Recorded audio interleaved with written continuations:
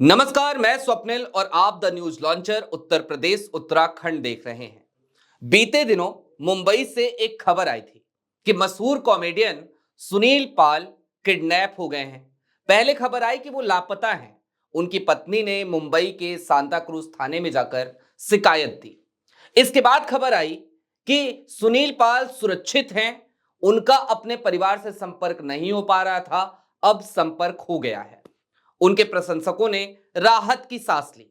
लेकिन हर दिन यह खबर एक नई अपडेट लेकर सामने आती है और आज की तारीख में पूरी की पूरी गुत्थी सुलझ चुकी है और सुलझी ऐसी कि मुंबई में दर्ज हुई वो शिकायत, उसका सीधा कनेक्शन उत्तर प्रदेश से निकला, उत्तर प्रदेश के मेरठ से निकला। तो जनाब, अब आप पूरी कहानी जरा इत्मीनान से तफसील से सुनिएगा। सुनील पाल को एक अमित नाम के व्यक्ति की कॉल आती है। उस कॉल पर सुनील पाल को हरिद्वार में एक बर्थडे पार्टी में परफॉर्मेंस करने के लिए बुलाया जाता है। सुनील पाल के खाते में एडवांस की एक छोटी सी रकम भेज दी जाती है और साथ ही साथ फ्लाइट का टिकट भी करा दिया जाता है। सुनील पाल के पास जब एयर टिकट आ जाता है तो सुनील पाल दिल्ली आ जाते हैं। दिल्ली में इवेंट की एक कंपनी उनका इंतजार कर रही थी, इवेंट की एक गाड़ी उनका इंतजार कर रही थी। वो उस गाड़ी में बैठते हैं, हरिद्वार के लिए निकल पड़ते हैं। बीच रास्ते में हाईवे पर गाड़ी रुकवाते हैं, कुछ खाते हैं एक ढाबे पे, और ढाबे से खाकर जब निकल रहे होते हैं तो तीन लोग वहां पहुंच जाते हैं। वो तीनों लोग सुनील पाल को पहले तो गाड़ी के अंदर ढकेलते हैं, उसी गाड़ी के अंदर।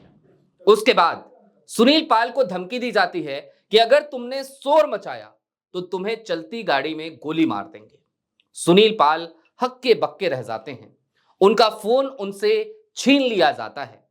गाड़ी उन्हें लेकर के आगे बढ़ती है और सुनील पाल को एक मेरठ में बने हुए घर में लेकर और सुनील पाल को मेरठ के एक छोटे से घर में लाकर बंद कर दिया जाता है। उसके बाद वो तीनों व्यक्ति सुनील पाल से फिरौती की डिमांड करते हैं।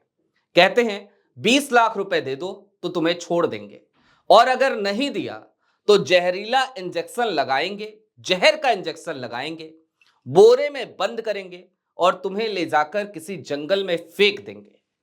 सुनील पाल परेशान रहते हैं, कहते हैं कि अगर पत्नी को यह बात बता दी तो मैं तो परेशान हूं, वो और ज्यादा परेशान हो जाएंगी, लिहाजा इतने पैसों का इंतजाम मैं नहीं कर पाऊंगा। किडनैपर कहते हैं ठीक है, तुम देख लो, सुबह तक सोच के बताना। सुनील पाल को वहां उसी हालत में छोड़कर तीनों वहां से चले जाते हैं। सुनील पाल उस कमरे में बंद रहते हैं। अगले दिन सुबह फिर से तीनों किडनैपर वहां पहुंचते हैं। सुनील पाल अपने दोस्तों से मदद मांगते हैं, 8 लाख रुपए अरेंज करते हैं, उन किडनैपरों को 8 लाख रुपए देते हैं। उसके बाद वो किडनैपर सुनील पाल के साथ जाकर एक ज्वेलरी शॉप पे ज्वेलरी भी खरीदते हैं। उसकी तस्वीर देखिए, आपकी स्क्रीन पर है। ये जब सब कुछ हो जाता है तो उसके बाद इन किडनैपर्स के अंदर की मानवता भी जाग जाती है। कहते हैं आपको एयर टिकट देकर बुलाया था, लिहाजा अब आपको ऐसे तो नहीं छोड़ेंगे। आप एक काम कीजिए, हमारी तरफ से ये 20,000 रुपए रखिए, अपना फ्लाइट का टिकट कराइए और मुंबई चले जाइए। और साथ ही साथ किडनैपर ये भी कहते हैं कि हमने ये बुरा काम जरूर किया है, लेकिन हम बुरे लोग नहीं हैं।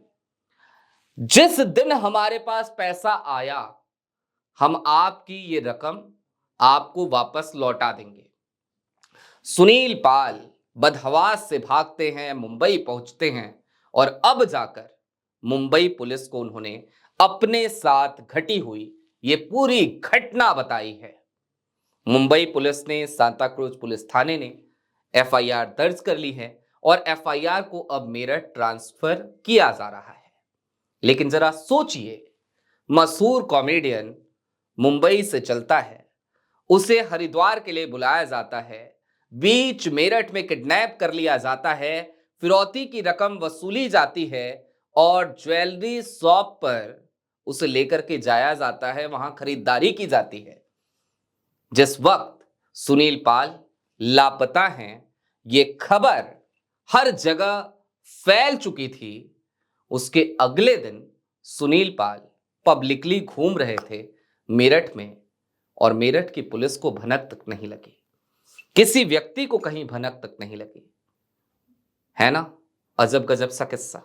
अभी के लिए दीजिए इजाजत। ऐसे ही तमाम अपडेट्स, तमाम डेवलपमेंट्स के लिए जुड़े रहिए द न्यूज लॉन्चर के साथ। शुक्रिया।